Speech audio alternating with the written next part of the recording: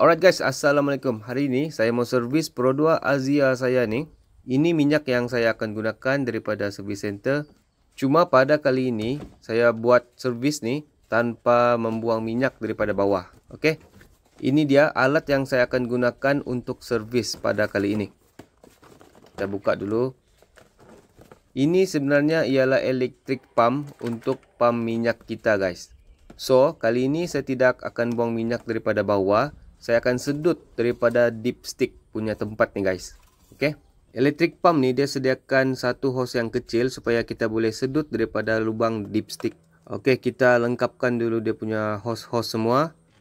Okay, ni hose suction. Ikat klam disediakan guys. Oh ya, pump ni menggunakan 12 volt daripada bateri untuk dihidupkan. Dia kena connect dengan bateri sebab dia tiada bateri dalaman. Yang ni saya try sedutan untuk pastikan hose ni tidak terbalik pasang. Sebelum tu kita keluarkan dulu dipstick ni guys. Sebelum mula kita kena sediakan satu bekas kosong ataupun botol lah, senang untuk kita sambut minyak yang dikeluarkan daripada enjin ni. Hose kecil ni masuk ke dalam lubang dipstick tadi.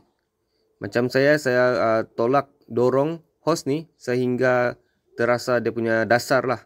Kita boleh rasa tu guys. Kalau macam dia sangkut, dia keras, artinya dia sudah sampai di bawah. Setelah semuanya ready, kita boleh start pump.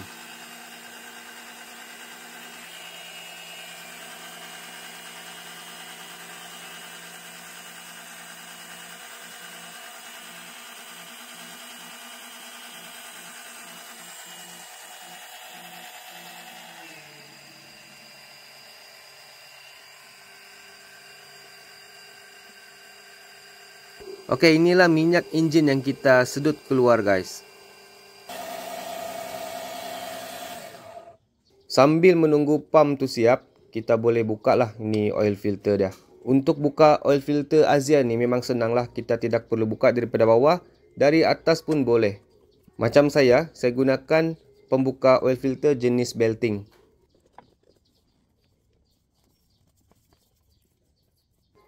Okey, di sini penting ya guys, jangan lupa letak tray minyak di bawah ataupun galen untuk sambut tumpahan macam ni. Saya terlupa pula letak tray tu. Lepas bersihkan di kawasan filter tu, boleh pasang semula filter yang baru.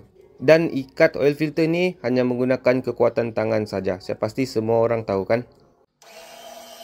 Okey, inilah saya hidupkan pump minyak ni untuk tengok ada lagi baki atau tidak. Kalau tengok di sini, pump minyak ni sudah sedut keseluruhan minyak lah. Okey, tinggal gelembung-gelembung udara saja yang tinggal. Okay, ini kita main sedikit. Sama juga, sudah tiada minyak yang boleh disedut. Tapi guys, adakah pump minyak ni dia boleh sedut 100% daripada enjin ni? Okey, apa kata kita cek di bawah.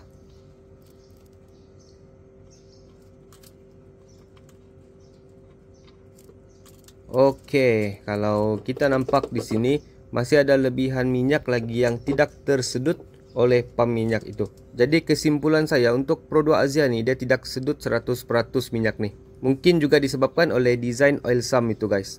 Okey, di sini kita boleh tengoklah berapa jumlah minyak yang dapat disedut. Okey, kalau saya tengok pun mungkin anggaran dalam 2 liter lah macam tu. Bakinya masih perlu kita buka melalui nut di bawah.